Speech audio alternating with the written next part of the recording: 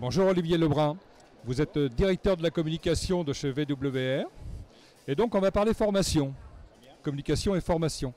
Parce que je me suis laissé dire que vous étiez un homme d'expérience et que pour vous, vous êtes formé tout au long de votre carrière professionnelle.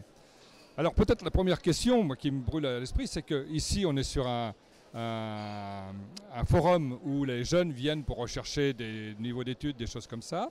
Et vous êtes plutôt, vous pouvez leur apporter des enseignements en ce qui concerne la formation tout au long de la vie.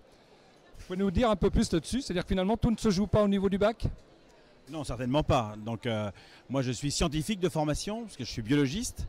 Et ça, c'est ma formation initiale universitaire. Mais une fois qu'on rentre dans l'entreprise, bien évidemment, on fait d'autres choses. Donc, j'ai acquis une formation en marketing. J'ai suivi des formations et des stages à ce niveau-là. Et puis, j'ai fait de l'informatique.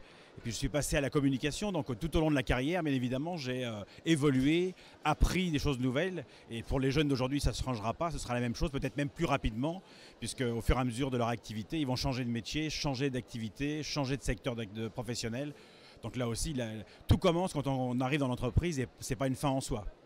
Très bien, donc on parle maintenant de formation tout au long de la vie. Dans la formation tout au long de la vie, on mélange un peu de tout. Il y a les stages courts qui sont des stages d'adaptation, puis il y a des stages un peu de qualification professionnelle. Qu'est-ce qu'il en était pour vous? Alors, moi j'ai beaucoup fait de stages qui étaient plutôt sur de l'opérationnel, c'est-à-dire de la mise à niveau et de l'acquisition de connaissances par rapport à des nouveaux outils ou des nouvelles techniques. Mais il peut y avoir aussi des formations plus qualifiantes et on a des collaborateurs aujourd'hui qu'on accompagne dans des formations qui vont leur permettre d'acquérir des niveaux de compétences pour les amener vers du management ou sur des spécialisations professionnelles plus pointues et sur des formations qui sont plus longues en termes de timing. Généralement, nous on fait des formations sur 48 heures qui sont des formations très pointues sur un secteur d'activité ou un outil particulier, mais il peut y avoir aussi des formations qualifiantes sur de la longue durée, sur plusieurs cycles de plusieurs semaines. Cela signifie qu'un jeune qui entre chez vous avec un niveau bac ou un niveau BTS peut espérer avoir une carrière professionnelle à l'aide de formations diplômantes? Oui, tout à fait.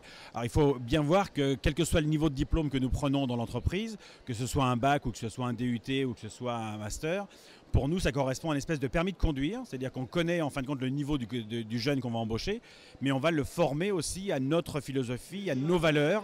Et donc la formation qu'on va leur donner va leur permettre d'acquérir par rapport à nos valeurs et notre façon de fonctionner un niveau qui correspond à ce que l'on cherche exactement.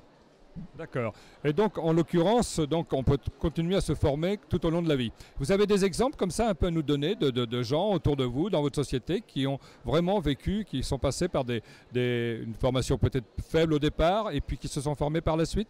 Alors systématiquement, on forme nous les collaborateurs sur d'abord beaucoup les outils, parce que c'est absolument indispensable, mais on les forme également à l'anglais, ne serait-ce que pour parler d'un exemple un peu plus généraliste, parce que nous sommes une entreprise internationale, et donc on a beaucoup de collaborateurs qui travaillent avec les gens de l'étranger chez nous, et donc on les forme à l'anglais. On a aussi des gens que l'on va former sur des aspects très professionnels, en termes de communication ou en termes de marketing, et là on les accompagne sur des choses qui sont aussi très très pointues. Très bien, Olivier Lebrun. Merci beaucoup pour toutes ces précisions.